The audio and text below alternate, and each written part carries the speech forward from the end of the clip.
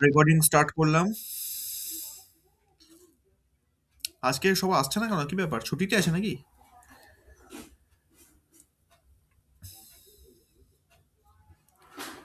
আজকে সদস্য সংখ্যা এত কম কেন?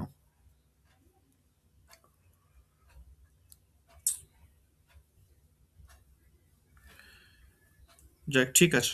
এবার আপনি একটা একটা করে বলুন, যা প্রশ্ন ছিল আপনি কি বের করেছেন উত্তর তার।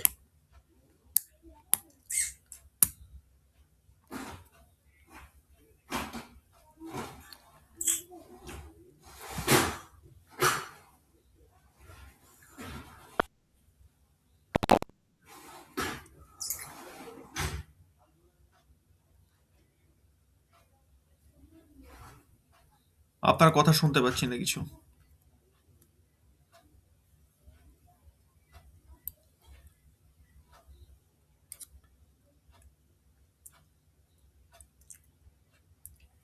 কোনো সাউন্ড আসছে না।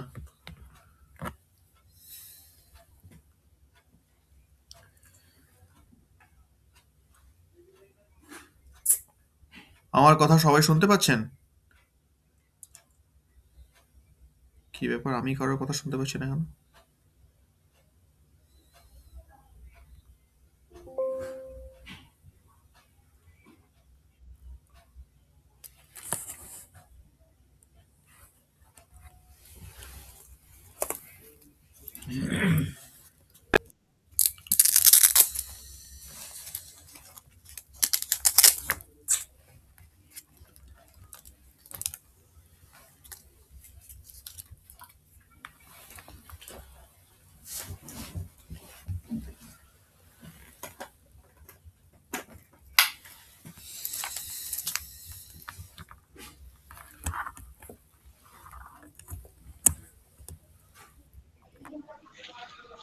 হ্যাঁ, শুনতে পাচ্ছেন শুনতে আমার পাচ্ছেন কথা স্যার? সবাই? হ্যাঁ, এবার হ্যাঁ, পাচ্ছি। আপনার কথা শোনা যাচ্ছে। এবার হ্যাঁ, পাচ্ছি, এবার পাচ্ছি। ঠিক আছে। হ্যাঁ, শুনতে পাচ্ছি। হ্যাঁ, হুম। এবার আমি কিন্তু কিছু প্রথম শুনতে পাইনি। প্রশ্নটা আবার যেটা, প্রথম থেকে বলতে হবে। হ্যাঁ আমি হ্যাঁ কিছুই শুনতে পাইনি। হ্যাঁ, প্রথম থেকেই বলছেন। প্রথম হুম। যে প্রশ্নটা ছিল, হাঁটার সময় গোড়ালিতে ব্যথা কেন হয়, এর সঙ্গে আপনার কোন বায়ু জড়িত এবং বাস্তুর সঙ্গে সম্পর্ক কি? হুম। হাঁটার সময় গোড়ালিতে ব্যথা হয়, বায়ু জড়িত কারণ পায়ের নিচে, তাই বায়ু বা বাত ধাতুর অন্তর্গত। বাস্তুর সম্পর্ক, মানুষের হাড় বাস্তুর পৃথিবীতত্ত্বের অন্তর্গত, যা এসএসডব্লিউ ও এসডব্লিউর অন্তর্গত, মানে 192 ডিগ্রি থেকে 232 পর্যন্ত এর বিস্তৃতি। হওয়ার কারণ কি? মানুষটি বাত প্রকৃতির এবং তার বাস্তুর এসএসডব্লিউ বা এসডব্লিউ দিকের সাথে এনই বা এনএনই তেও কোনো অসুবিধা আছে, যা পরবর্তীতে ওনার হাড়ের সমস্যা হচ্ছে। পায়ের গোড়ালিতে সবচেয়ে শক্ত হাড়ের অবস্থান, যেখানে যখন ব্যথা, তখন নিশ্চিতভাবে বলা যায় তার বাস্তুর এই দুটো দিকের ভারসাম্য নষ্ট হয়েছে। এটা উম, প্রথমটা। আমি কি পরপর বলে যাব তারপরে বলবেন? আপনি বলে যান, তারপর বাকিটা ধরবো আমি। আচ্ছা, আমার ঠিক আছে। যতদূর, এক সেকেন্ড আমি ইন্টারাপ্ট করছি। হুম। আপনি হুম, যতদূর প্রশ্ন করেছিলেন, চারটে ঘটনা বলেছিলেন। ঘুমিয়ে পড়ার পর পায়ের আমি মধ্যে একটা সবকটাই বলবো, ক্র্যাম্পিং। সবকটাই বলবো। না না, আমি হ্যাঁ। অন্য কথা বলছি একটা। ও আচ্ছা, ঝামেলা তাহলে দেখলে হাঁটু কাঁপছে, বা গোড়ালিতে ব্যথা, বা নাভি সংলগ্ন অংশে পেটে গুড়গুড় করছে। আপনি প্রশ্নটা আমার শুনে মনে হয়েছিল এটা কোন বায়ু, ওই প্রাণবায়ু অপানবায়ু কোন বায়ুর কারণে হচ্ছে, কেন হচ্ছে, এটাই বোধহয় প্রশ্নটা আমার। আমি কি বুঝতে ভুল করেছি? না, ঠিক ঠিক, আপনি ঠিকই বুঝেছেন। আচ্ছা। আহ বায়ু বলতে স্যার, আমি তো ধাতুর কথা লিখেছি, এটা কি তাহলে ভুল হয়েছে? ধাতুও হবে, বায়ুও হবে, দুটোই হবে। দুটোই হবে, আচ্ছা ঠিক আছে। আমি এখানে বায়ু উল্লেখ করিনি, তবে এটি যদি মনে হয় তাহলে আহ, যেহেতু নাভির নিচে অপান বায়ু হবার কথা, মানে প্রথম প্রশ্নটা, হাঁটার সময় গোড়ালিতে ব্যথা কেন হয়। আচ্ছা, আমি কি পরেরটা যাব? হুম হুম হুম।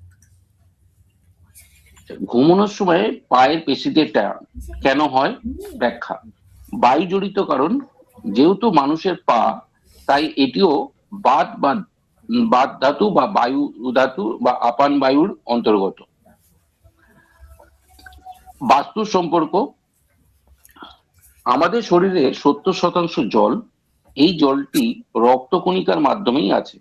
তাই বাস্তুর জলতত্ত্ব ক্ষতিগ্রস্ত হলে এইরকম ব্যাধি দেখা যেতে পারে।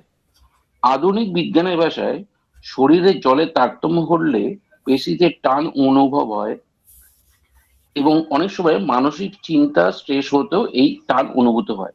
এবং বাস্তুর আমরা জানি যে রক্তকণিকা এসিতে আমরা দেখতে পাই, তাই এসি এখানে প্রবলেমেটিক। নেক্সট পয়েন্টে হচ্ছে ঝামেলা দেখার পর হাঁটু কাঁপা কেন হয়? ব্যাখ্যা, বায়ু জনিত কারণ, ভয় বা ভীতি থেকে এটি হয়। নার্ভের অসুখ, যা কফ ধাতুর অন্তর্গত। কারণ মস্তিষ্ক থেকেই মানুষের অঙ্গ প্রত্যঙ্গ সঞ্চালিত হয়। মানুষ দেখে চোখ দিয়ে, আর তার প্রতিক্রিয়া মাথা থেকে আসে। তাই এটি শরীরের অর্গ্যান পরিচালিত করে বলে প্রাণবায়ুর অন্তর্গত। বাস্তুর সম্পর্ক, যেহেতু এই প্রকার অসুবিধা চোখ থেকে শুরু হয়, তাই বাস্তুর এনই এবং এনএনই ও ইএনই তে অসুবিধা আছে। বাস্তুর মাথাও যেহেতু এই দিকগুলোতেই, তাই শোনা আমরা একে যাচ্ছে না মেনে তো নিতে কিছু। পারি। শোনা যাচ্ছে স্যার? আমি তো শুনতে পাচ্ছি।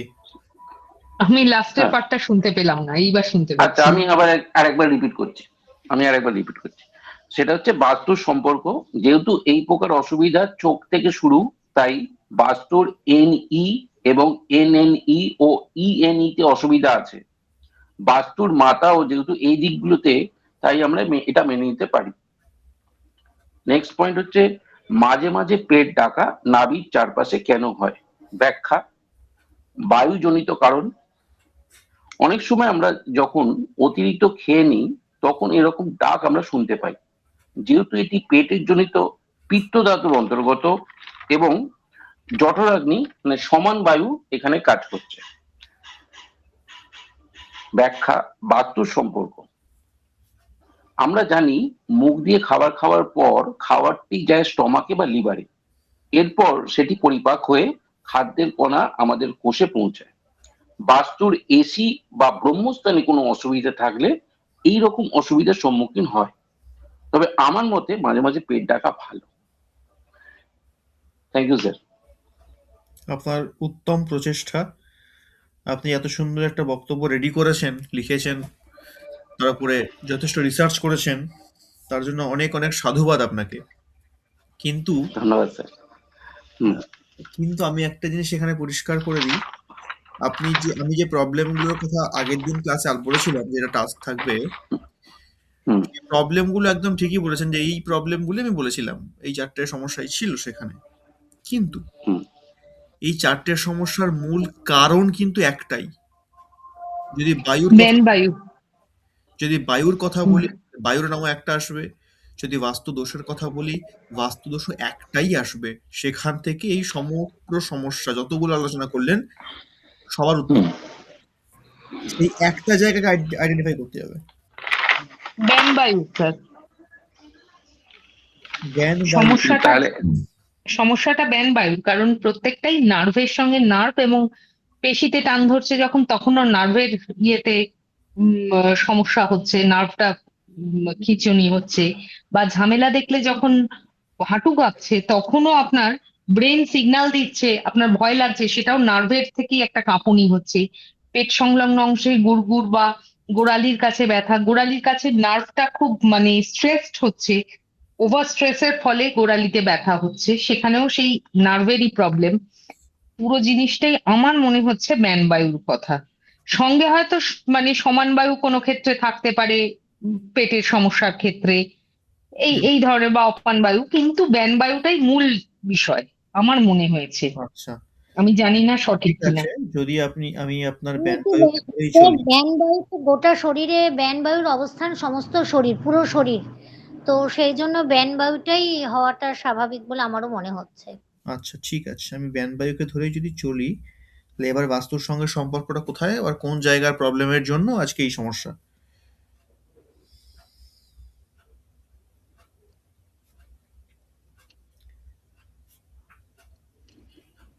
ইএনই আর ইএসি। কেন? কারণ ইএনই ইএসি যদি খারাপ থাকে তবেই বায়ু আমাদের মানে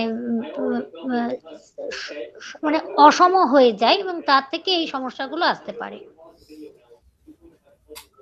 ইএনই আর এসির সাথে আমি সহমত হতে পারলাম না। ইএসই। হ্যাঁ, বুঝতে পেরেছি, ইএনই আর ইএসি এর সঙ্গে আমি না, সহমত। ওটা তো প্রাণবায়ুর জায়গা।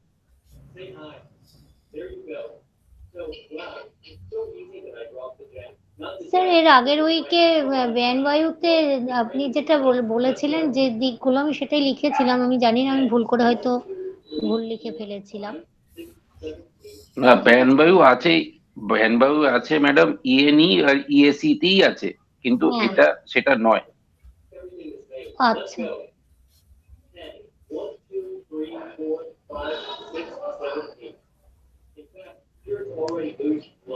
এখানে পার্টিকুলার জোন বলতে হবে, কোন জোন প্রবলেমেটিক।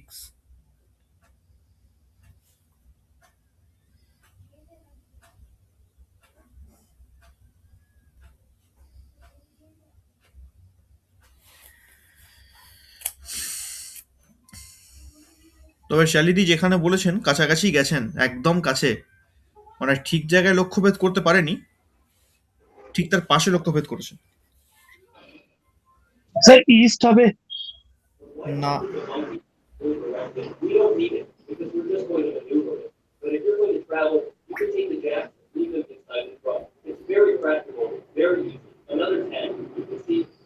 স্যার যদি কেউ বলে তাহলে কি এনি এনি? না, হ্যালো। এনিকে তো প্রবলেমেটিক একটু হলেও হতে হবে, নাহলে প্রবলেম আসবে কেন? হুম। কিন্তু যে সমস্যাগুলো বললাম সেই সমস্যাগুলোর তো একটা পার্টিকুলার জোন থাকবে, সেটা কোনটা?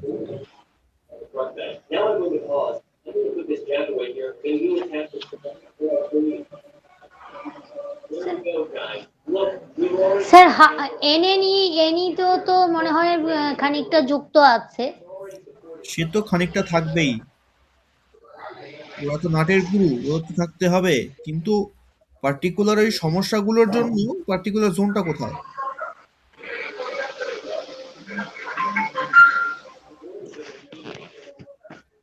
স্যার এসএসডব্লিউ হতে অ্যাংজাইটি পারে। জোনটা, অ্যাংজাইটি জোনটা। একদমই না। এনএনই। আপনারা প্রত্যেকে কাছাকাছি যাচ্ছেন কিন্তু ঠিক জায়গায় লক্ষ্যভেদ করতে পারছেন না। স্যার এবার একটু আপনার হস্তক্ষেপ দরকার। আমি তো হস্তক্ষেপ করার জন্যই বসে আছি। স্যার ঢিল এটা তো কি মেরে এসএসডব্লিউ হতে পারে? না, এসডব্লিউ হবে না।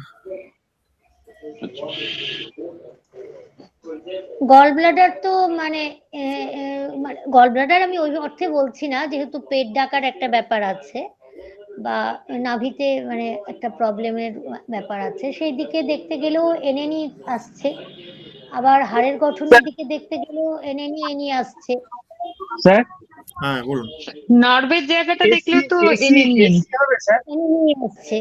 কি হবে? তো স্যার সেই অর্থে দেখতে গেলে আমরা এনএনই কে যদি দেখি যে এনএনই যদি ডিসপুট একজন থাকে। বলুন, নাহলে সবাই গন্ডগোল হয়ে যাচ্ছে। একজন বলুন। স্যার বলছি এসি হবে স্যার, এসি। আপনারটাকে আমি হোল্ডে রাখলাম, বাকিদের কথা শুনি তারপর বলবো।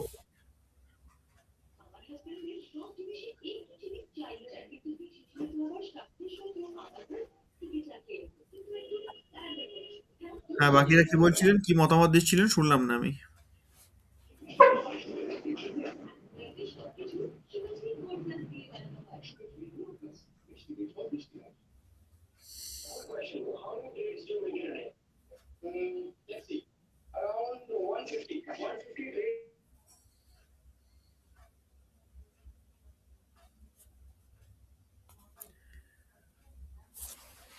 কে বলতে পারবে?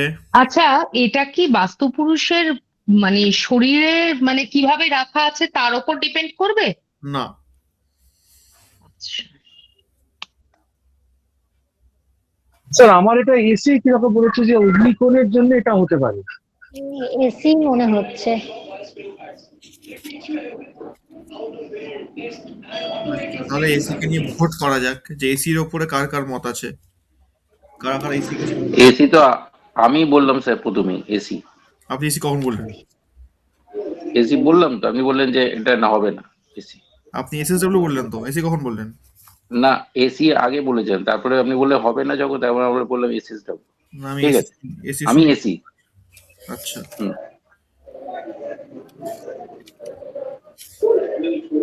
আর এসিতে কে কে আছে?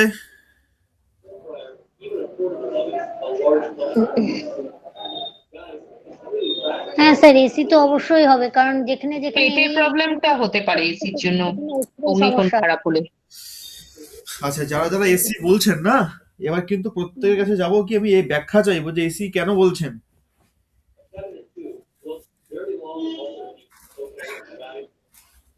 এটা কি ওই যে এসি খারাপ হলে আর ইস্ট ভালো, তখন ব্যান বায়ুটা খারাপ হয়ে যায়, তখন ইএসি মানে ওই পোর্শনটায়, তাই জন্য পেটের সমস্যা হয় আপনি বলেছিলেন। আর একটা কনফিডেন্সের অভাব হয়। হুম, এসি তো একটা কনফিডেন্স দেয়, সেই কনফিডেন্সটা একটু ল্যাক করে। এই যে হাঁটু কাঁপা বা মানে ক্র্যাম্প ধরা, এগুলো খানিকটা কনফিডেন্সের সঙ্গেও জড়িত। হুম, আর পেটের সমস্যাটা তো এসির হয় এই হিসেবে।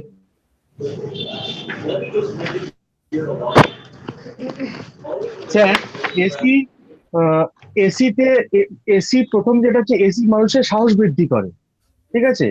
আর দ্বিতীয়ত হচ্ছে এসি এনার্জেটিক জায়গা, এবং এসিতে যা থাকলে পরে যেটা সেটা হচ্ছে যে যে কনফিডেন্স লেভেল সেটা খুব ভালো থাকতে পারবে।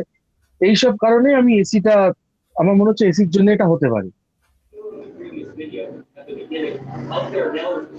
বেশ, ঠিক আছে, খুব ভালো লাগলো আমার। সবাই উত্তম চেষ্টা করেছেন। সঠিক উত্তরটা একদমই ঠিক, অগ্নিকণই হবে, এসি হবে। এইবার আসি মূল কারণে কেন। যে চারটি সমস্যার কথা আমি বলেছিলাম তার মধ্যে অন্যতম সমস্যা হচ্ছে পেট গুড়গুড় করা বা পেটের একটা প্রবলেম।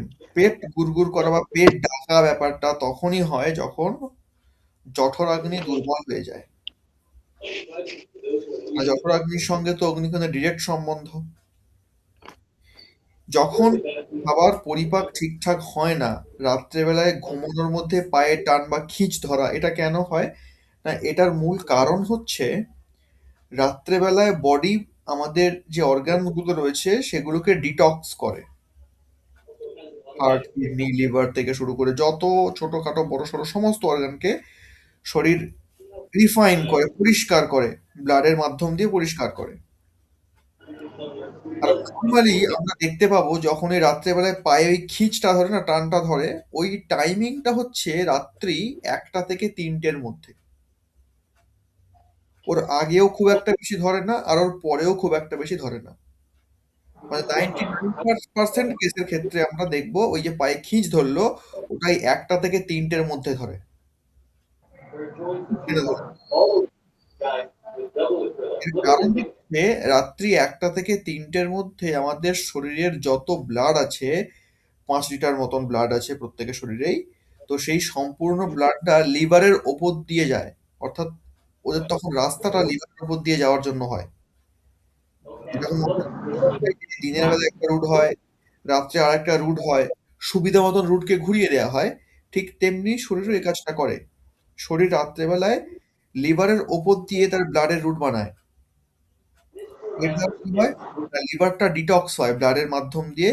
লিভারের মধ্যে যা জমা মালপত্র পড়ে আছে, লিভারটা ডিটক্স করার জন্য রাত্রি 1টা থেকে 3টে 2 ঘন্টার মধ্যে লিভার ডিটক্স হয়। লিভারের ভিতরে প্রবেশ করে এবং লিভারকে পরিষ্কার। যখন ভাবে পরিষ্কার হতে পারছে না বা লিভারের মধ্যে সেই ক্ষমতা, লিভার নিজেকে সম্পূর্ণভাবে ব্যবহার করতে পারছে না, নিজের ক্ষমতা প্রদর্শন করতে পারছে না, তখনই কিন্তু এই পায়ে লিভার মাথা থেকে, হার্ট থেকে মাথা হয়ে ব্লাড লিভারে হয়ে পায়ের দিকে যাবে। তখন আর পায়ের যে শিরাগুলো আছে, উপশিরাগুলো আছে যেখান থেকে ব্লাড ফ্লো হবে, সেখানে ব্লাডটা ফ্লো হতে পারে না। তার মূল কারণ হচ্ছে লিভার থেকে যে ময়লাগুলো ব্লাডের মধ্যে মিশে গেছে, ব্লাডটাকে সেটা মোটা করে দেয়, অর্থাৎ ব্লাডের মধ্যে ফ্যাট জমে যায়। আর পায়ের সমস্যাটার মূল কারণ হচ্ছে পায়ের যে পেশিগুলো আছে তার মধ্যে যে শিরোপশিরা আছে সেগুলো অনেকটা সরু সরু হয়।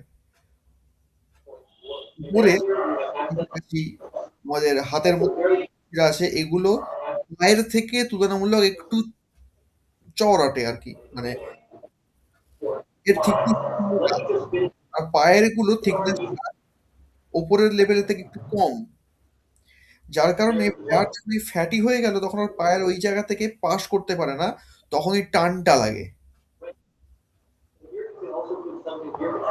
পায়ে খেলা মুহূর্তে পাটা টিপে ধরলো, সঙ্গে সঙ্গে ঘুমটা ভেঙে গেল, একদম পাটা খিঁচে রয়েছে। কোন রকম ভাবে তাকে মালিশ করে হোক, পাকে টেনে টেনে হোক, সেটা করে তাকে ঠিক করতে হয়। এটা হচ্ছে এটা হচ্ছে এক মিনিট, কারোর একটা মাইক খোলা আছে, একটু কাইন্ডলি একটা বন্ধ মাইক করুন। খোলা আছে, একটু বন্ধ করুন না কেউ। হুম। তো এটা কেন হচ্ছে না, এটা হচ্ছে লিভার ডিটক্সিফিকেশনের অভাবে এটা হচ্ছে। তাহলে মূল কারণটা আমি বললাম এসি, অগ্নিকোণ। কেন না, প্রধান কারণটা এই জায়গাতেই, কিন্তু খাবার ঠিক করে পরিপাক না হওয়ার কারণে লিভারের মধ্যে ময়লা জমতে থাকে। সেই ময়লা যখন লিভার নিজেকে পরিষ্কার করে তখন সেটা ব্লাডের মধ্যে গিয়ে ব্লাডের মধ্যে ফ্যাট তৈরি করে। এই ফ্যাটি ওই পায়ের পেশিতে টান ধরার কারণ, এই ফ্যাটি কিন্তু আমাদের হার্ট ব্লকেজের কারণ, এই ফ্যাটি আমাদের হার্ট অ্যাটাকের কারণ, আবার এই ফ্যাটি ব্রেন স্ট্রোকের কারণ। এবার আসি বায়ুতে। তাহলে কোন বায়ুর জন্য ঘটনাটি ঘটলো, না এখানে একমাত্র দায়ী হচ্ছে সমান বায়ু।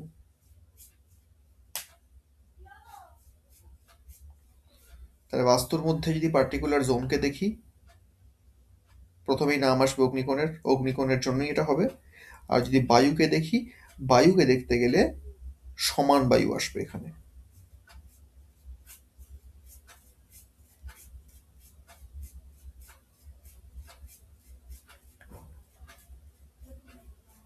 পরিষ্কার?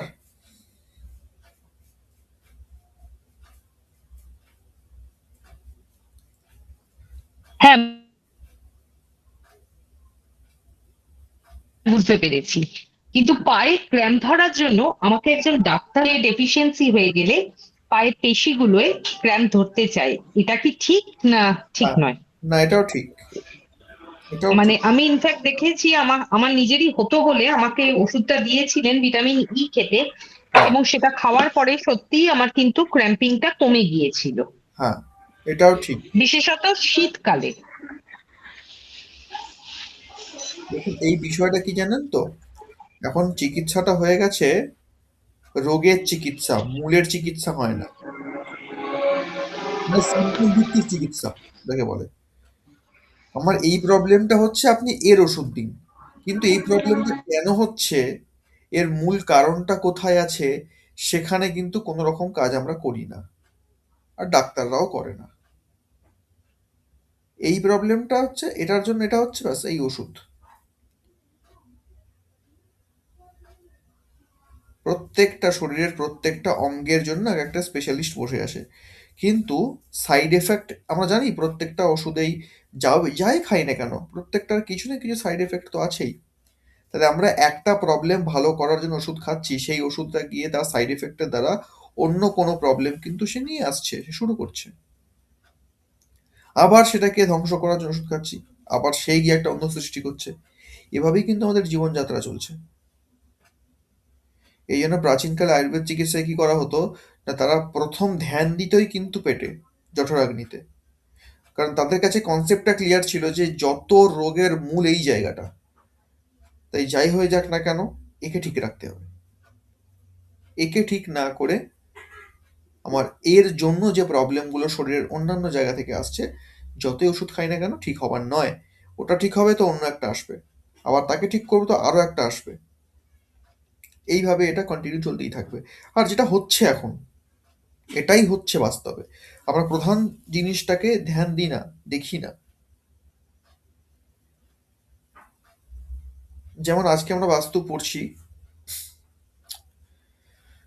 বাস্তুশাস্ত্রের গুরুত্ব আমরা যারা স্টুডেন্টরা আছি পড়ছি যারা, একটু অ্যাডভান্সে গেছি, তারা বুঝতে পারে যে এর গুরুত্ব কোথায়, কতটা এর গুরুত্ব।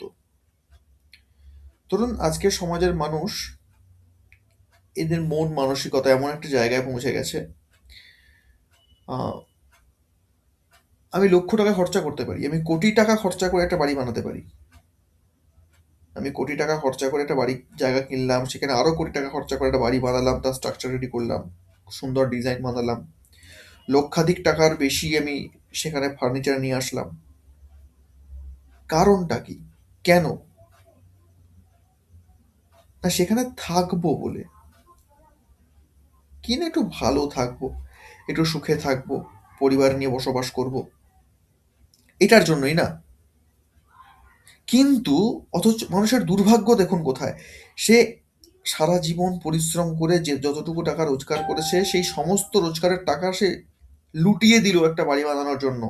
একটা ভালো জায়গায় ভালো সুন্দর বাড়ি বানাবো, সেইখানে সুন্দরভাবে পরিবার নিয়ে থাকবো, সুখে শান্তিতে বসবাস করব, একটা আশাতে তার জীবনের বেশিরভাগ আয় লুটিয়ে দিল।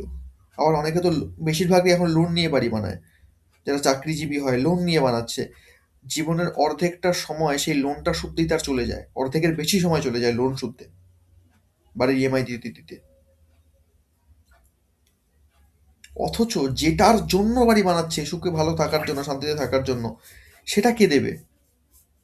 না সেটা বাস্তু দেবে। বাস্তু থেকেই সুখ আসবে, কারণ বাড়িটা আমি কত টাকার বানাচ্ছি, কত টাকা খরচা করছি, কত টাকার ফার্নিচার নিয়ে আসছি, এখান থেকে তো সুখ আসবে না, যে কখনো সুখ আসবে না, আমরা যাই করি না কেন। সুখ তো এনার্জি থেকে আসবে, সুখ তো ঊর্জা থেকে আসবে, সুখ তো ভাবনা থেকে আসবে, মানসিক স্থিতি থেকে আসবে। কিন্তু সেই জায়গাটা যে দেখে বাস্তু, তার উপরই আমরা কোনো কাজ করি না। যারা এই বিষয়ে পড়াশোনা করে তাদের থেকে কোনো পরামর্শও করি না। কখন যাই? যখন সমস্যায় পড়ি, যখন দেওয়ালে পিঠ ঠেকে গেছে, সবাই ফেল, তখন তার কাছে যাচ্ছি আমরা, যে আমাকে উদ্ধার করুন, আমি এরকম সমস্যায় পড়ে গেছি। আর তখন তারা যে ফিজটা চার্জ করে খুবই সামান্য, ৫, ১০, ১৫, ২০ এর মধ্যেই থাকে। আবার অনেক আছে বড় লাখ লাখ টাকার উপর অনেকে চার্জ করে থাকে। তখন সেটা দিতে তাদের অবস্থা খারাপ হয়ে যায়, যে কোথায় পাবো, কোথা থেকে দেব। তারা কিন্তু সেটা বানানোর সময় একবারও ভাবেনি যে আমার লক্ষ টাকা খরচা হয়ে যাচ্ছে, আমি এটা কোথা থেকে পাবো। অথচ সেই বাড়িতে বসবাস করার জন্য যে ফার্নিচারগুলো লাগে, একটা চেয়ারের দাম ১০,০০০ টাকা। প্রয়োজন তো নেই সেই চেয়ারটা নেওয়ার। যদি আমি চেয়ারের প্রয়োজনীয়তাকে দেখি, তাহলে প্রয়োজনীয়তাকে দেখতে গিয়ে আমার প্লাস্টিকের একটা ৫০০ টাকার চেয়ার যথেষ্ট বসার জন্য। কিন্তু না, আমাকে বাড়ির শো বজায় রাখতে হবে, আমার স্ট্যাটাস বজায় রাখতে হবে। সেটা করতে গিয়ে আমি ১০,০০০ টাকা খরচ করছি একটা কাঠের চেয়ার কিনতে, সুন্দর ডিজাইন করা চেয়ার বানাতে। কেন না? আমার ভালো লাগে, শখের জিনিস তো। কিন্তু সেই শখ সুখ দিতে পারবে না। সুখ তো বাস্তু দেবে, বাস্তু এনার্জি দেবে। আর সেই এনার্জিকে আমি ঠিক করতে পারবো না, কারণ আমার জ্ঞান নেই। তাই যার জ্ঞান আছে আমায় তাকে নিয়ে আসতে হবে, তাকে দিয়ে কাজ করাতে হবে। কিন্তু তাকে আমি পর্যাপ্ত টাকা দেব না। এখানে বিষয়টা কে কত টাকা ফিজ নিচ্ছে এটার নয়, আমরা এটা ভুল করি প্রত্যেকেই। এখানে বিষয়টা, আমি এই ঘটনাটা কেন বলছি, কারণ আপনাদেরও প্রত্যেকের সঙ্গে এটা ঘটবে এক সময়, যখন আপনারা ফিল্ডে নামবেন তখনও ঘটবে আপনাদের সাথে এটা, এবং আপনাদের জেনে রাখা দরকার বিষয়গুলো। আমি কত টাকা ফিজ নিচ্ছি এটা ম্যাটার করে না।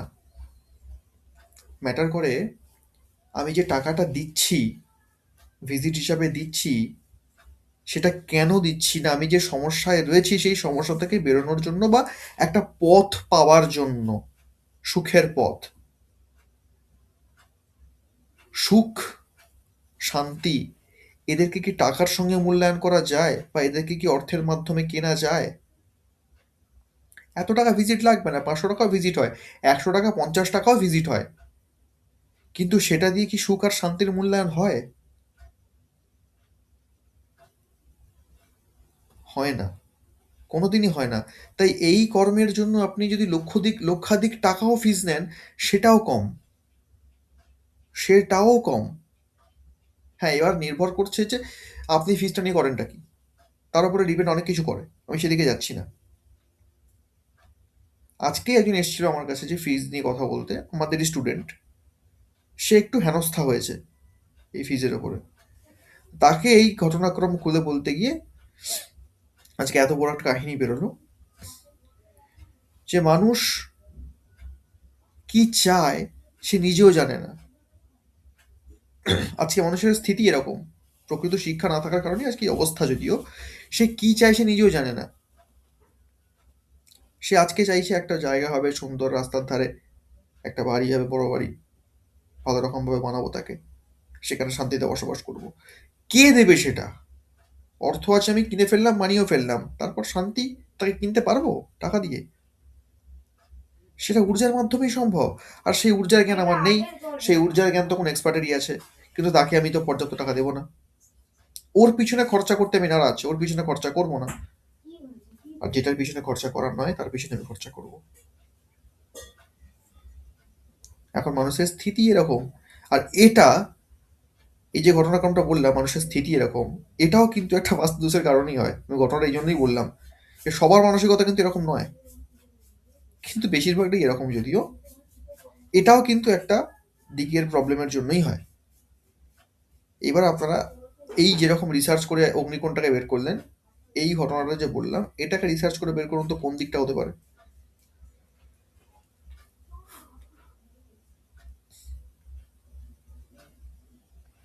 স্যার একটু স্যার আমি বলবো। হুম। শুনতেই পাইনি। স্যার একটু আমি বলি এই ঘটনাটা। আমি জানি না কতটা ঠিক কি কতটা বেঠিক আমি জানি না। তো রিসেন্টলি আমি একটা কাজে ঢুকেছি। সেই কাজের মধ্যে যেই জায়গায় আমি কাজ করি বসে, সেটি পুরোটাই আমার বলতে গেলে আহ, আমি ব্রহ্মস্থানে বসে কাজ করি এবং আমার SW খোলা থাকে। আমি এসিতে দিয়ে লোক ঢোকা আসা করে। নর্থে সিঁড়ি আছে এবং ওই জায়গাটা দিয়ে লোক ওপরে ওঠে। আমি গ্রাউন্ড ফ্লোরে আমরা বসে কাজ করি, মানে জায়গাটি কমার্শিয়াল জায়গা, গ্রাউন্ড ফ্লোর। মোটামুটি 500 স্কোয়ারের মতন জায়গা আছে। তো আমি দেখেছি যারা ওইখানে কাজ করে বা যারা মানে যে সমস্ত কর্মচারীরা ওখানে আছে, বেশি নেই, হয়তো 5-6 জন আছে, এবং মালিক তার SWT খারাপ সেই বাড়িটির। এবং প্রত্যেকেরই কিছু না কিছু ভাবে খারাপ। আমারও খারাপ আছে, আমার বাড়ির SW তে কুয়ো আছে। তো কিছু না কিছু প্রবলেম আছে SW। তো আপনি যেটা বললেন যে কেন এরকম মানসিকতা হয়, তো আমার মনে হয় SW, যদ্দূর মনে হচ্ছে। বাকিদের কি মত?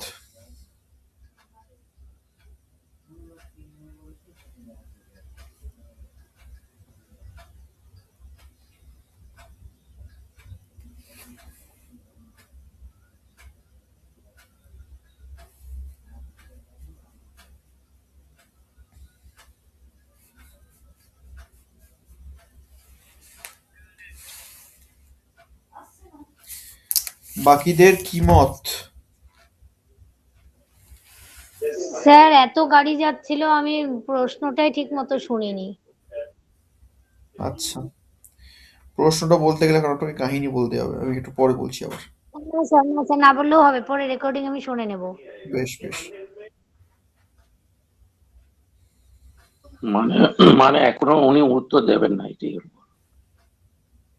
হুম হুম, ঠিক আছে। যারা শুনেছেন, যারা শুনেছেন তাদের মধ্যেই প্রশ্ন কি হতে পারে। সৌমেনবাবু একটা বললেন যে SW, বাকিদের কি মতামত বা তারা কি পাচ্ছেন? আচ্ছা, একটু কঠিন হচ্ছে ক্লাসটা কি আজকে? একটু ভাবনা চিন্তা করতে বাধ্য করছি? না না স্যার, একদম ঠিক আছে। এইভাবে ভিতরে না ঢুকলে আমি এটা করাচ্ছি একটা বিশেষ কারণে। যদিও স্যার, আমার আমার কেন যে আমার মনে হয় এটা এর নর্থ ইস্টের জন্য হতে পারে। কারণ নর্থ ইস্টে জুপিটার থাকে। আর মানুষের যে কোনো জিনিস জানতে গেলে যেটা প্রথম দরকার সেটা হচ্ছে জ্ঞান। আর হুম, জুপিটারের থেকে ভালো জ্ঞান কারোর কেউ দিতে পারে বলে মনে হয় না। এবং উম, আমার মনে হয় এই জন্য করেই আমাদের মানে নর্থ ইস্টের প্রবলেম হলে এটা হবে। তার সে অন্ধকারের মধ্যে থাকবে এবং আহ, সেই জ্ঞানটা তার থাকবে না। সেই জ্ঞানটা তার থাকবে না। হুম, বেশ সুন্দর, কাটতে পারলাম না।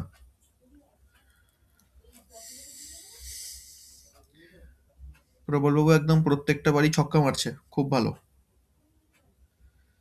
তথাপি বলবো উত্তরটা পূর্ণ নয়। সঠিক, একদমই সঠিক উত্তর, কিন্তু পূর্ণ হলো না। আমার পূর্ণ পূর্ণতা। হলো না মানে আমার আর একটা সাইডকে নেওয়ার খুব ইচ্ছে হচ্ছে এখানে। হ্যাঁ। নর্থ ইস্টের সঙ্গে আর একটা সাইডকে নেওয়ার খুব ইচ্ছে হচ্ছে। নর্থ ইস্ট হচ্ছে চিন্তা শক্তি দেবে, প্রকৃত চিন্তা নর্থ ইস্ট ঠিক থাকলেই দেবে। হুম। আর একটা সাইড হচ্ছে আমি নেবো, সেটা হচ্ছে এসডাব্লিউ তে। কারণ এসডাব্লিউ হচ্ছে রাহুর জায়গা, আর হুম। রাহু মায়া সৃষ্টি করবে, ভ্রম সৃষ্টি করবে। হুম। নর্থ ইস্ট খারাপ থাকলে পরে চিন্তাটাও খারাপ আসবে, এবং এসডাব্লিউ খারাপ থাকলে পরে ওই খারাপ চিন্তার উপর, বোধের উপর বিষ পড়ার মতো ভ্রম তৈরি করবে মনের ভেতরে। ও যা ভাববে, খারাপ ভাববে, আরো ভুল ভাববে। বাহ, এটাই চাইছিলাম। এবার উত্তরটা পূর্ণ হলো। ব্যাপার হচ্ছে দুটো এনার্জির খেলা। নর্থ ইস্ট আর সাউথ ওয়েস্ট এই দুটো দিক হচ্ছে একে অপরের পরিপূরক হিসেবে কাজ করে। ঠিক যেরকম স্বামী স্ত্রী একে অপরের পরিপূরক হয়, ঠিক তেমনি এই দুটো দিক একে অপরের পরিপূরক হয়। নাথু কেবল এই দুটো দিক, প্রত্যেকটা দিকেরই একটা পরিপূরক দিক আছে। সেই দিশার অপোজিটে যে দিশা রয়েছে সেই তার পরিপূরক। তো এক্ষেত্রে নর্থ ইস্ট আর সাউথ ওয়েস্ট একে অপরের পরিপূরক। আবার যদি উভয়ের গুণকে দেখি, সত্যগুণ আর তমগুণ দেখতে পাবো।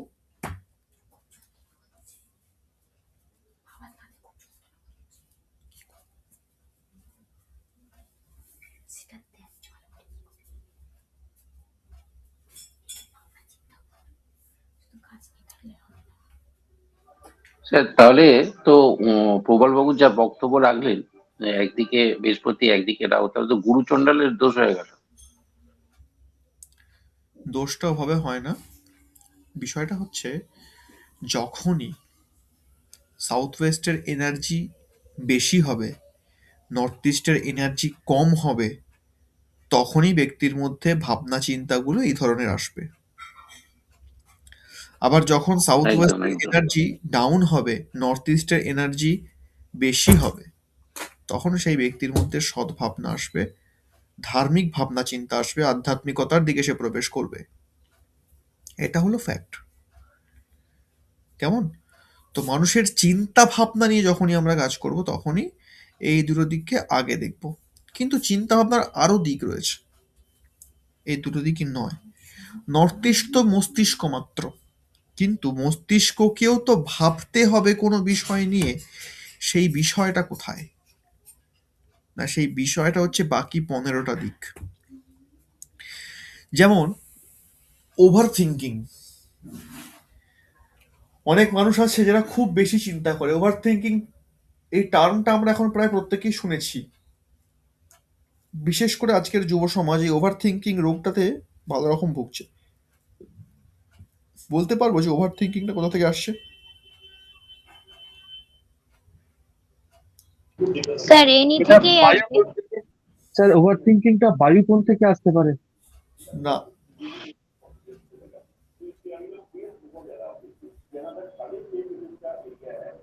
এনি ভালো থাকলে ভালো থিঙ্কিং আসবে, এনি যদি ডিস্টার্ব থাকে, সঙ্গে এসডব্লিউ যদি ডিস্টার্ব থাকে, তাহলে তো ওভার থিঙ্কিং এমনিই আসছে।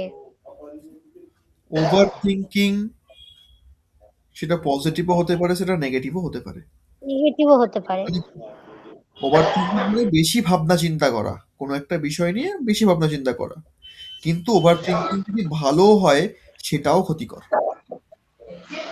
স্যার এই ওভার থিঙ্কিংটা কি এসএস তে বা এসি থেকে আসছে? না, কাছাকাছি গেছেন।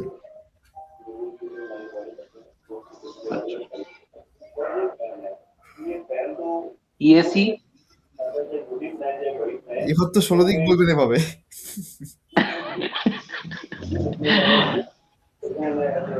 অনেক না, সময় ওভার আন্দাজে থিঙ্কিং এর ঠিক জন্য জায়গাতে লেগে ইএসি। যায়। অনেক সময় আন্দাজে ঠিক জায়গাতে লেগে যায় ঢিলটা। না, ওভার থিঙ্কিং মনে হচ্ছে ইএসি।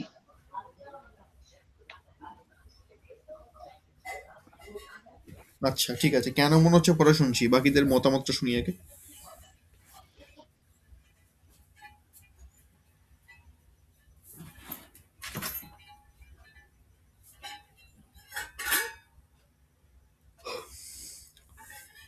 পারমিতা দি কি বলছেন?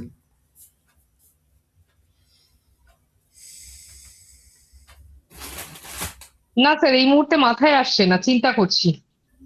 আচ্ছা। ওভার থিঙ্কিং এর জায়গাটা অ্যাংজাইটির থেকেও হতে পারে, হুম হ্যাঁ, আবার ডিপ্রেশনের থেকেও হতে পারে, দুটো দিকই হতে পারে।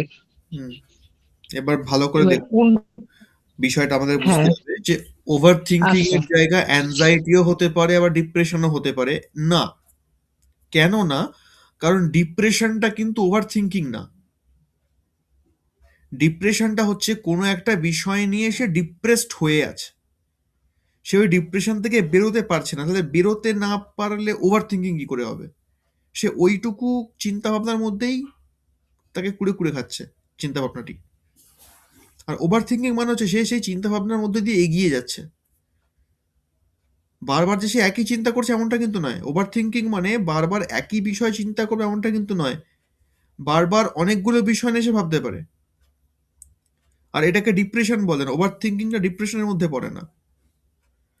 কিন্তু ডিপ্রেশনটা কোনো একটি চিন্তার মধ্যেই কেন্দ্রীভূত হয়ে গিয়ে সেটার মধ্যে ঢুকে পড়া, আর অন্য কোনো দিকে মন দিতে না পারা,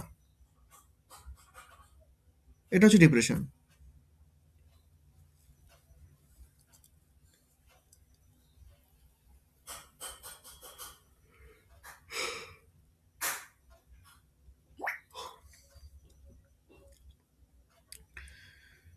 আন্দাজে অনেকে বলেছেন ঠিকঠাক জায়গাতেই তীরটা লেগেছে, কিন্তু কনফিডেন্স ছিল না উত্তরে, প্রশ্নবোধক চিহ্ন ছিল।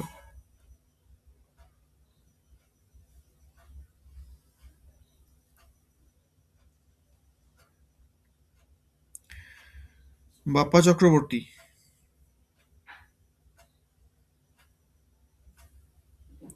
হ্যাঁ স্যার, ভাবছি। না ভাবছেন তো সে ক্লাস শুরু হওয়া থেকে ভাবছেন, আপনাকে তো কথাই বলতে দেখলাম না একবারও। আপনি কি ওভার থিঙ্কিং করছেন? হ্যাঁ। হ্যাঁ, হ্যাঁ, ওভার থিঙ্কিং করছেন? মানে সবকিছু মাথার উপর দিয়ে চলে যাচ্ছে। এই তো মুশকিল, উপর দিয়ে গেলে কি করে হবে? কেন মাথার উপর দিয়ে যাচ্ছে কেন? আপনি তো ক্লাস রেগুলার করেন। হ্যাঁ, করছি।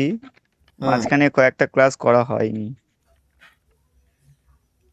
মাঝখানে ক্লাস না করার সঙ্গে এই ক্লাসটা বুঝতে পারবো না এমনটা তো হওয়ার কথা নয়। আজকে যে ক্লাসটা করছি, আজকে যে টপিকটার উপর আলোচনা হচ্ছে, এইটা তো একদম বেস লেভেলের টপিক, মানে বেস লেভেলটা জানা থাকলে এই টপিকটা বোঝা খুব একটা কঠিন তো হবার কথা নয়।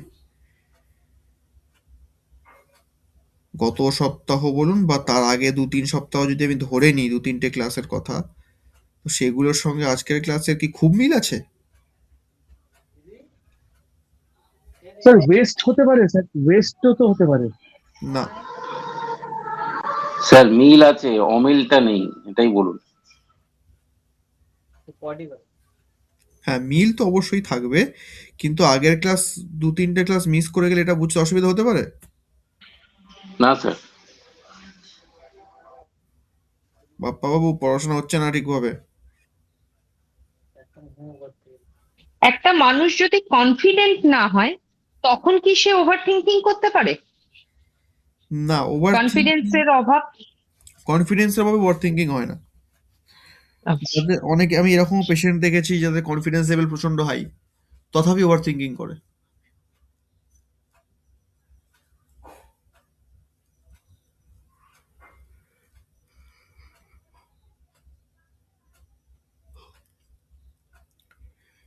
স্যার আমি বায়ুকোণ বলছিলাম এই কারণে, কারণ হচ্ছে চন্দ্র থাকে, চন্দ্র ছাড়া মানুষের মধ্যে এই অতিরিক্ত চিন্তা করা বা সেটা, এই প্রবণতাটা আসার তো চান্স কম।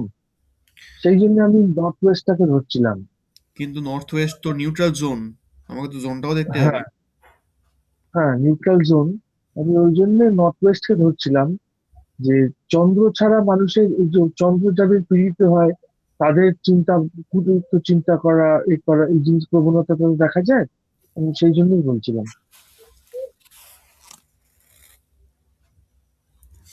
না, বায়ুকোণের সঙ্গে এর কোনো সম্পর্ক নেই।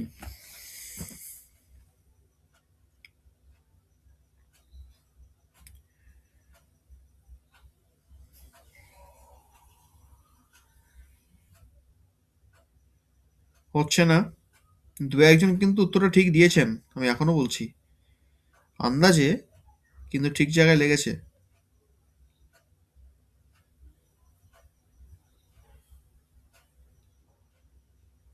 ঠিক আছে, সঠিক উত্তরটা হবে ইএসি। ঠিক আছে। ঠিক আছে, এবার বলুন ইএসি আপনি কেন বলেছিলেন? এসি এই কারণে বলেছিলাম, এই জোনটা তো হচ্ছে অ্যাংজাইটি বা চার্মিং এই সমস্ত জায়গার জোন। হুম। আর এইটা ওভার থিঙ্ক মানুষ, আমি আগে বেশ কিছু ক্লাস আগে বলেছিলেন, ইএসি তে মানুষের ওভার থিঙ্কিং নিয়ে আসে। হুম। এই ওভার থিঙ্কিং ব্যাপারটা ইএসি একমাত্র আছে যে ওভার থিঙ্কিং করে, মানে ডিপ্রেশন কখনো হতে পারে না। হুম। সেই কারণে আমি এনডাব্লিউটা বলিনি। তো ইএসি আমার প্রথমে বলেছিলাম আমি এসএসসি, তারপর বললাম না, এসএসসি তো কনফিডেন্স পাওয়ার বা কনফিডেন্সটাকে গ্রো করার জায়গা, কিন্তু অ্যাংজাইটি বা উৎকণ্ঠা, মানে অ্যাংজাইটি মানে উৎকণ্ঠা, তো উৎকণ্ঠা উদ্গ্রীব এই সমস্ত জিনিসটা তখনই আসে ওভার থিঙ্কিং থেকে। তো আমার মনে হলো ইএসসিটাই হতে পারে বেস্ট চয়েস, এই ভেরি গুড। কারণে আমি বললাম। আপনি মন দিয়ে ক্লাস করছেন। আমারও ওটাই মনে হয়েছিল, ওই জন্যই অ্যাংজাইটির কথাটা বলেছি। একদম। এবার বলুন আমাকে, ইএসি তে কি প্রবলেম থাকলে এই ওভার থিঙ্কিংটা আসে?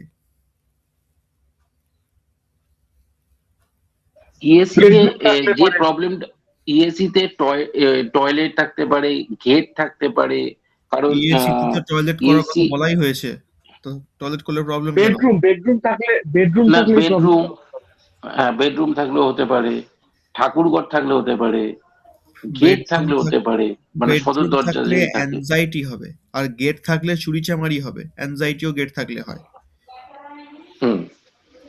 ওভার থিঙ্কিং অ্যাংজাইটির মধ্যেও বেশি পার্থক্য না থাকলেও দুটো প্রায় কাছাকাছি একই, কিন্তু তথাপি সামান্য পার্থক্য হলেও আছে। আচ্ছা। তো এইবার ওভার থিঙ্কিং ইএসি থেকেই আসবে, এটা শিওর একদম। ইএসি থেকেই ওভার থিঙ্কিং আসবে, কিন্তু কখন? বেডরুমে হবে না, কারণ বেডরুম, সেখানে ঘুম ঠিকঠাক হবে না, অ্যাংজাইটি আসবে, শারীরিক প্রবলেম আসবে। গেট থাকলে চুরি হবার সম্ভাবনা প্রচন্ড বেশি, গেট থাকলে অ্যাংজাইটি আসবে। টয়লেট থাকলে ঠিকঠাক আছে, কোনো প্রবলেম সে নিয়ে আসবে না। কিচেন থাকলে লিভার প্রবলেম আসতে পারে, ফিজিক্যালি প্রবলেম আসতে পারে। আর তো সেরকম আর কিছু হবার নেই ওখানে। আর যদি ব্যালকনি হয় ওপেন হয়ে যাবে, আর তো কোনো সমস্যাই থাকলো না। তাহলে সিঁড়ি যদি হয়, সিঁড়ি। কোন সিচুয়েশনে ওভার থিঙ্কিং নিয়ে আসবে ইএসি?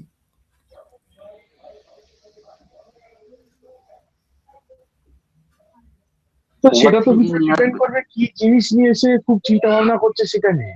মানুষের তো চিন্তা করার বিভিন্ন বিষয়, একরকম বিষয় নিয়ে তো সবসময় চিন্তা অতিরিক্ত হয় না, না, তাই না? ওভার থিঙ্কিং দুটো বিষয়ের উপরে মেনলি হতে পারে। একটা হচ্ছে টাকার ফ্লো যদি কমে যায় বা ব্যবসায় তার যদি বা ক্ষতি হতে শুরু করে, এবং দেখুন, বেশি আহ, বেশি বেশ কিছু গভীরে টাকা যাওয়ার যদি দরকার নেই। আটকে যায়, বেশ কিছু টাকা যদি আটকে যায়, তার জন্য হতে পারে চিন্তা ভাবনা, না, মানে ওভার থিঙ্কিং। বেশি গভীরে যাওয়ার দরকার নেই। টাকা পয়সা আটকে যাবে সেই নিয়ে ওভার থিঙ্কিং হচ্ছে, এটা তো পরিস্থিতির দোষ, না স্যার, যে কোনো তাই টপিকেই তো না? ওভার থিঙ্কিং আসতে পারে, যেটাই হ্যাঁ, জটিল টপিক স্বাভাবিক থেকে একটু অন্যরকম রকম এখান টপিক, থেকে এবং আসতে চিন্তা পারে। করা যাবে আমি সেই যে নিয়ে ওভার বিভিন্ন রকম থিঙ্কিং এর টপিক। কথা বলছি, আমি যে ওভার থিঙ্কিং এর কথা বলছি, সেই ওভার থিঙ্কিংটা শেষ নেই। অর্থাৎ আজকে একটা বিষয় নিয়ে চিন্তা, তো কালকে আরেকটা বিষয় নিয়ে চিন্তা, পরশু আরেকটা অন্য বিষয় নিয়ে চিন্তা, মানে এর কন্টিনিউ লেগে আছে ওভার থিঙ্কিং। আর ওভার থিঙ্কিং এমন একটা জিনিস যেটা প্রত্যেক মানুষের জীবনেই একবার হলেও আসে। যেটা একবার হলেও আসে, ওটাকে বাস্তুদোষের আন্ডারে ফেললে হবে না। ওটা এমনিই আসে। ওটা বিভিন্ন রকম পরিস্থিতির চাপে পড়ে বিভিন্ন রকম কারণে আসতেই পারে। ওটা কোনো ব্যাপার নয়। কিন্তু যেটা কন্টিনিউ থেকে যাচ্ছে, প্রতিদিন হচ্ছে ওভার থিঙ্কিং, বা দুদিন ছাড়াই হচ্ছে, কন্টিনিউ চলছে, সেটার জন্য বাস্তুদোষ অবশ্যই রয়েছে। আর সেটা ইএসি থেকেই হয়। কখন হয়? না, আমি একটা কথা বারবার বলি আপনাদের, যখন দেখছেন বাড়া বেশি হচ্ছে, বেশি মানে কি? এনার্জি বেশি। এনার্জি বেশি হয়ে গেছে বলি না এই থিঙ্কিং ব্যাপারটা আসছে। তাহলে এনার্জি কখন বেশি হবে? এনার্জি যখন ইএসসি তে জায়গাটা বেশি থাকবে। হ্যাঁ, এই হচ্ছে কথা। যখন ইএসির যে জোনটা সেটা বাড়া থাকবে, ইএসির জোনটা যদি বাড়া অবস্থায় থাকে, বেশি থাকে বাদ বাকি জোনের থেকে, তখন ওই ইএসির প্রভাব বেড়ে গেল। ঠিক এতগুলো জোন আছে, 16টা জোন রয়েছে, তাহলে 16টা জোনের মধ্যে যেই জোনটা বাড়া অবস্থায় থাকবে, বৃহৎ অবস্থায় থাকবে, তার প্রতিক্রিয়া আমাদের জীবনে আমরা দেখতে পাবো। মানে তার প্রতিক্রিয়াটা বেশি আসবে আর কি। বোঝা গেল? যখনই ওভার থিঙ্কিং এর প্রবলেম দেখবো তখনই দেখবো ইএসি, ইএসি প্রবলেমেটিক। কি প্রবলেমেটিক না, বেড়ে আছে অবশ্যই, সেই জন্য ইএসি আসছে। ঠিক এরকম ডিপ্রেশনের ক্ষেত্রে একই জিনিস প্রযোজ্য। সে কিন্তু ডিপ্রেশন জন্য রুম করে থাকে না, বেডরুম তার নেই সেখানে, সেখানে সে বেশিক্ষণ সময় কাটায় না, তবুও বাড়ির বেশিরভাগ লোকই দেখা যাচ্ছে ডিপ্রেশনের মধ্যে আছে। এর দুটো কারণ আছে, একটা তো জোনটা বাড়া আছে, আর নচেত সেখানে এন্ট্রান্স আছে।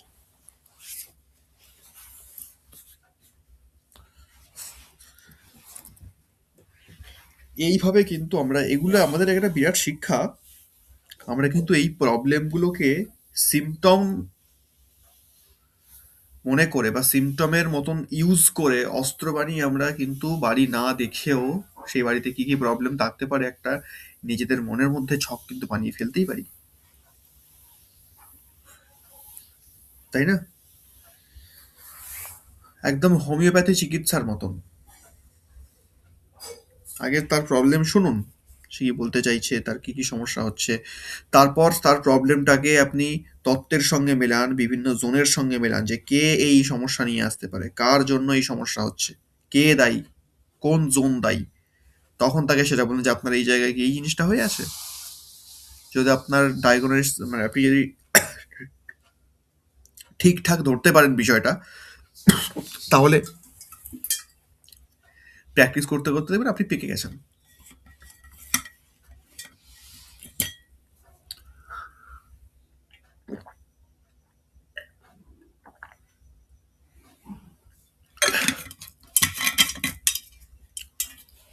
কেমন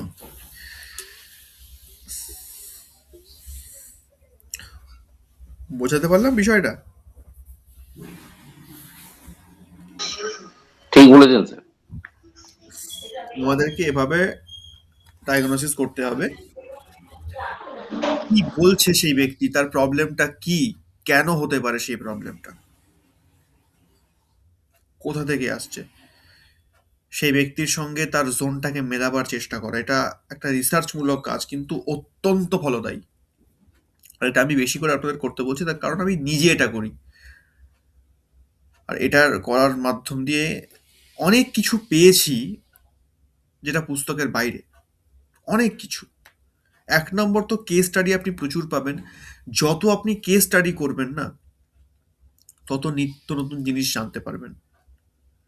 সবটা কিন্তু বইতে লেখা থাকে না, গ্রন্থকার সব লিখতে পারে না, লেখা সম্ভবও হয় না, এর জন্যই নিজস্ব অনুভব থাকাটা প্রয়োজন। আর আমরা অনেক মানুষ আছি যারা বইয়ের ওপর ডিপেন্ডেন্ট হয়ে যাই, যে বইতে তো এটা লেখা আছে, বইতে তো ওটা লেখা আছে। আরে আমরা এটা বুঝতেই পারি না যে বইটাও তো কোনো না কোনো ব্যক্তির লেখা, সেটা কেউ না কেউ লিখেছে, আর সে যেটা লিখেছে সেটার ভাব থেকে লিখেছে, অনুভব থেকে লিখেছে, সে যেটা বুঝেছে সেটা সে লিখেছে, সেটাই সর্বত সত্য নয়। সে তার বুদ্ধির সীমার বাইরে গিয়ে কিছু লিখতে পারবে না। তার জ্ঞানের সীমা যতটুকু, তার বুদ্ধির সীমা যতটুকু, সে তার মধ্যে থেকেই লিখবে। আরে ওর বাইরেও অনেক কিছু আছে যেটা আমাদের রিসার্চের মাধ্যম দিয়ে, স্টাডির মাধ্যম দিয়ে, অনুভবের মাধ্যম দিয়ে বের করতে হবে। আর সেটার জন্য আমি বাস্তব ফিল্ড থেকে যদি কথা বলি, আমাদের দরকার কেস স্টাডি, প্র্যাকটিক্যাল এক্সপিরিয়েন্স ভীষণ দরকার। যদি প্র্যাকটিক্যাল এক্সপিরিয়েন্স না থাকে, আমরা বিশ্বকর্মা প্রকাশ কেন, আরও যদি তারও উপরে কোনো গ্রন্থ থেকে থাকে, সেটা পুরো সম্পূর্ণ করে মুখস্থ করে ফেললেও সম্পূর্ণ জ্ঞান অর্জন করতে পারবো না।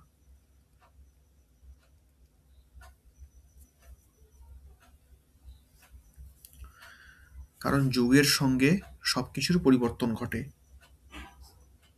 নিয়ম পাল্টায়।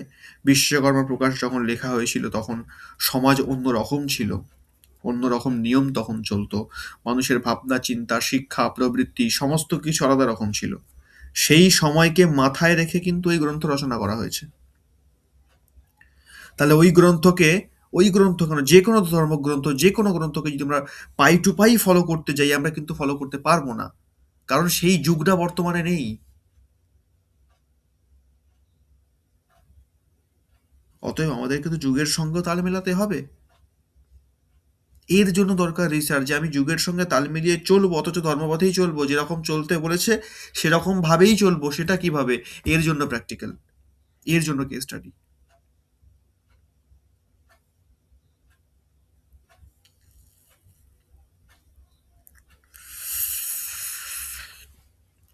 ঠিক আছে, একটু বেশি জ্ঞান দিয়ে দিলাম আজকে। স্যার ঠিক আছে।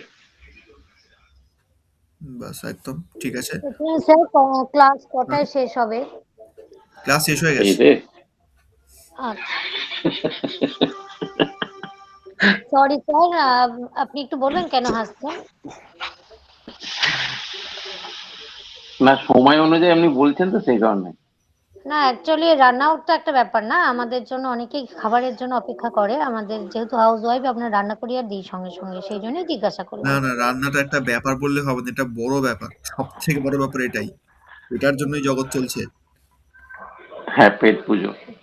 স্যার টাইমিংটা কাইন্ডলি যদি আবার এগিয়ে 8টার দিকে আনেন, আমার মনে হয় সমস্ত হাউস ওয়াইফদেরও সুবিধা একটু হবে সবার সঙ্গে সঙ্গে। কারণ হ্যাঁ, 9টা থেকে ক্লাস শুরু হলে পরে খেতে দেওয়ারও অসুবিধা, রান্না করারও একটু অসুবিধাই হয়ে যায়। 8টা থেকে সপ্তাহে তো 9টা। একটা দিনই ক্লাস হয় দিদি। আসলে বিষয়টা এরকম হয়ে গেছে, এই 8টা 9টার চক্করে পড়ে দেখা যাচ্ছে যে বেশিরভাগ লোক 9টাকেই প্রেফার করছে। হ্যাঁ, আমিও কিছু বলতে হ্যাঁ, পারছি না। 9টা হলে অসুবিধে নেই, সব কাজ সেরে বসা যায়। হ্যাঁ, দৌড়ে দৌড়ে আমার অফিস থেকে একটা এসে। রিকোয়েস্ট ছিল স্যার, যে হ্যাঁ, এই রকম কেস স্টাডি, মানে এই যে বিভিন্ন ধরনের কোনো ঘটনার সঙ্গে কোনো বাড়ির ঘটনার মিল থাকে না, এটা হুম, একদম আপনি ঠিকই বলেছেন। আর আমি থিওরিটিক্যালি এইটা এই জোন ওটা ওই জোন এগুলো সব থিওরি, হুম, কিন্তু প্র্যাকটিক্যালি কার ওপর কোন এফেক্টটা পড়বে সেটার মানে ব্যাপারটাও কিন্তু একদম আলাদা। সো একদম। আপনি যদি একটু কেস স্টাডি আরো আলোচনা করেন ক্লাসে তাহলে বেশ ভালো হয়, বুঝতে আরো সুবিধা হয়। নিশ্চয়ই কেস স্টাডি, যখন আমি ইন্টারেস্টিং কেস স্টাডি পাবো অবশ্যই তো ক্লাসে রাখবোই, এটা বলার অপেক্ষা রাখে না, এবং রাখিও মাঝে মধ্যে যখন আমার কাছে জটিল কোনো কেস স্টাডি আসে তখন অবশ্যই রাখি, ঠিক অবশ্যই। আছে স্যার। স্যার রোববারে যদি কোনো বাস্তু ভিজিট থাকে একটু বলবেন না কলকাতার দিকে। নিশ্চয়ই ভিজিট যখন পড়বে আমি অবশ্যই গ্রুপে ইনফর্ম করে দেবো। কিন্তু এখন সমস্যা হয়ে গিয়েছে যে কয়েকটা ভিজিট এমন ভাবেই চলে এসেছিল গত সপ্তাহে, যে আমাদের ইনফর্ম করার মতন সময়টাকেও দেওয়া হয়নি। মানে এরকম ভাবে ইমার্জেন্সি কলগুলো আসছে যে আগামীকালই ভিজিট করতে হবে, আর আজকে খবর আসছে। তো এরকম ভাবে কয়েকটা, কলকাতার দিকে হলে একটু জানাবেন।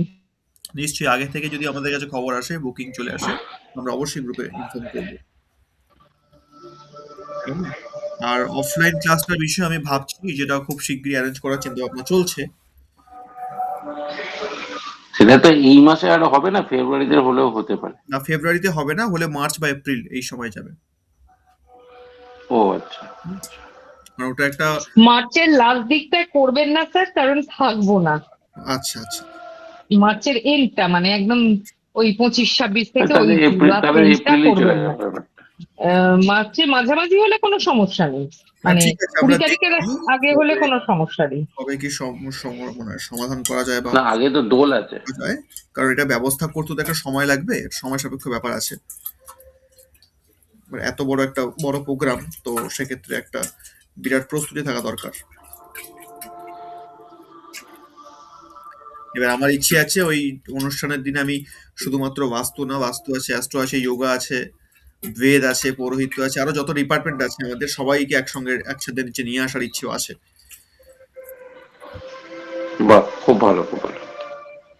যার কারণে একটু সময় সাপেক্ষ ব্যাপার, একটু সময় লাগবে, কেমন? ঠিক আছে।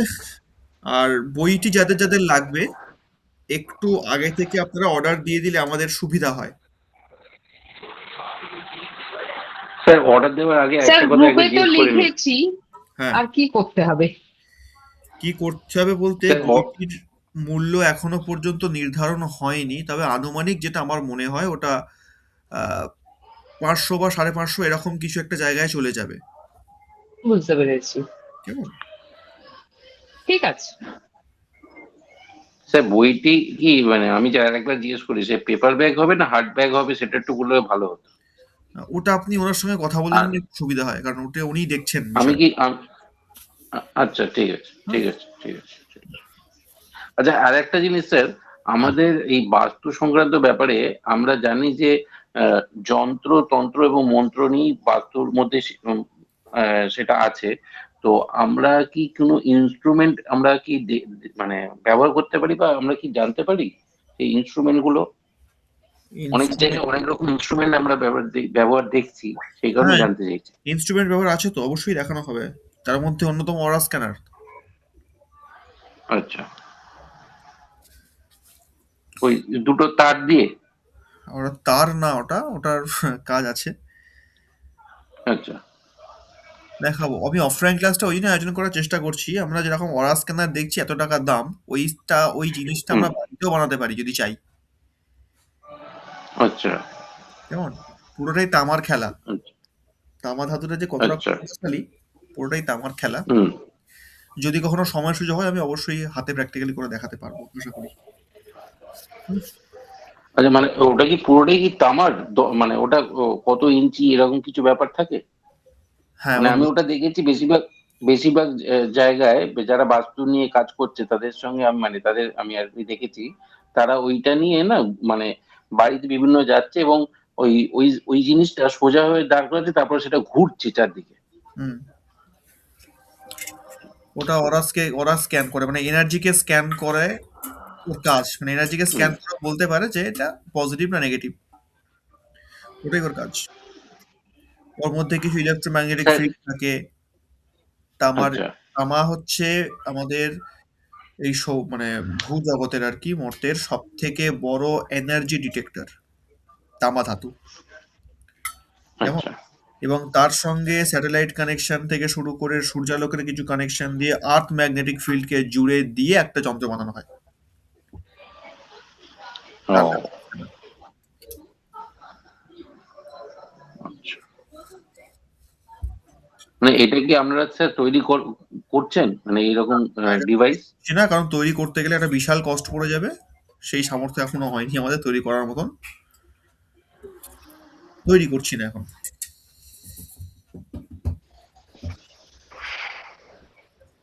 ওকে স্যার, তাহলে শুভরাত্রি জানেন স্যার সকলকে। একদম একদম, শুভরাত্রি। শুভরাত্রি।